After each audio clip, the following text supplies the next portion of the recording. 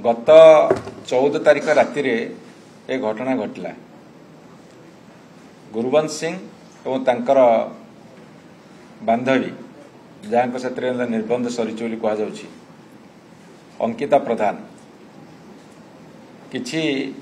व्यक्ति द्वारा आक्रमण शिकार हेले। राति गोटाए भरतपुर थाना रे कंप्लेन देवाक गले एवं कंप्लेन देवाक जिबा अवसर में जहाँ सब घटना घटी आपणकर गणमाध्यम एवं सोशल मीडिया रे किछि कथा आसी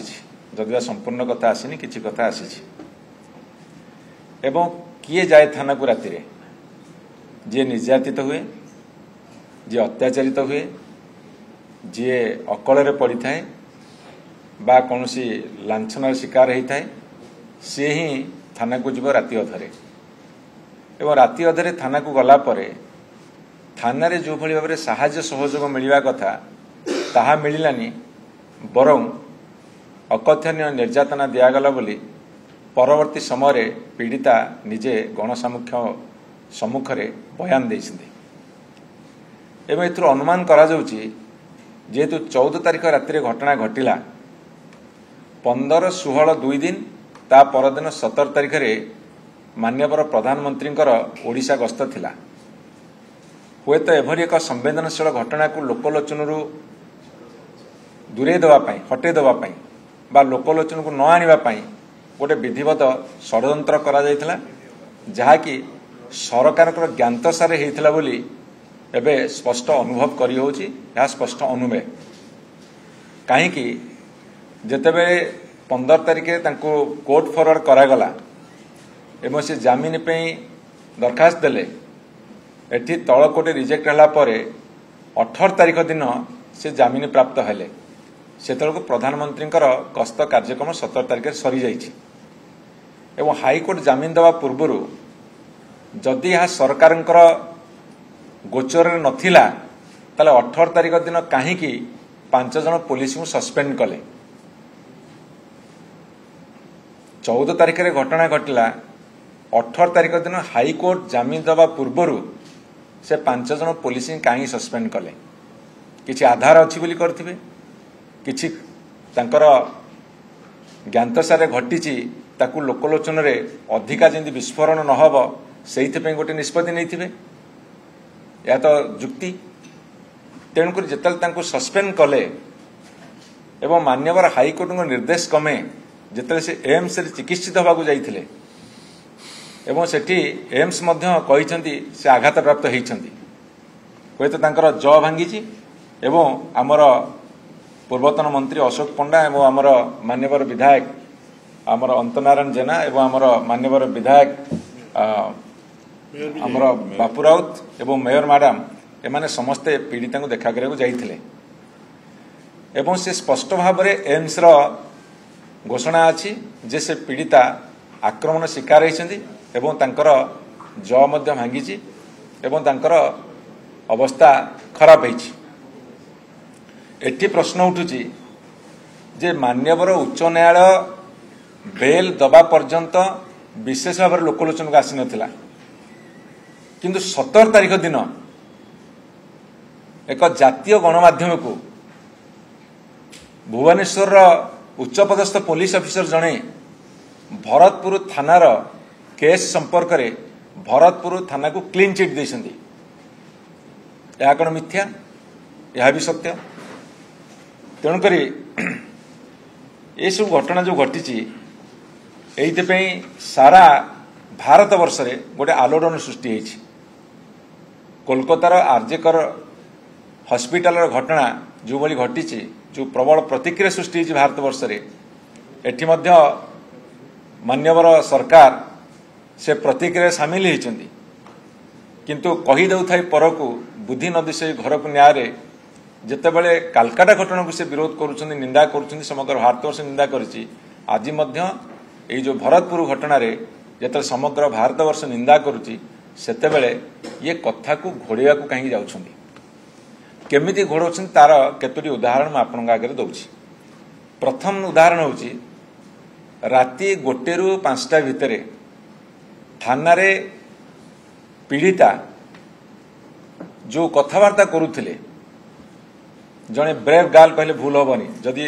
आउ किए होता किसी अवार्ड भी दि जाता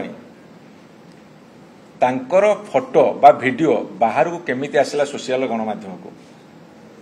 जदि सरकारी प्रायोजित न हो ताले जो वीडियो रेकर्डिंग करा जाइथो पुलिस डिपार्टमेंट तरफ बा कहा द्वारा से उपस्थित पुलिस तरफ ये देखा चेष्टा कर अंकिता प्रधान जड़े भल लोक नुहंती भल झील नुहंती प्रमाण करने को जो तांको मुखपात्र एवं तांकर सोशल मीडिया सहारा नौथिबा बा सोशल मीडिया द्वारा से माने सारा देश को गुमराह करुथिबा जो अछंती सेमानकर सहारा नहीं ये वीडियो केमिति प्रदर्शित हला प्रथम कथा एवं जो बार रे से माने खाउथिले ताको पुलिस जबत करिछि से बार सीसीटीवी फुटेज बाहर केमिति आसिला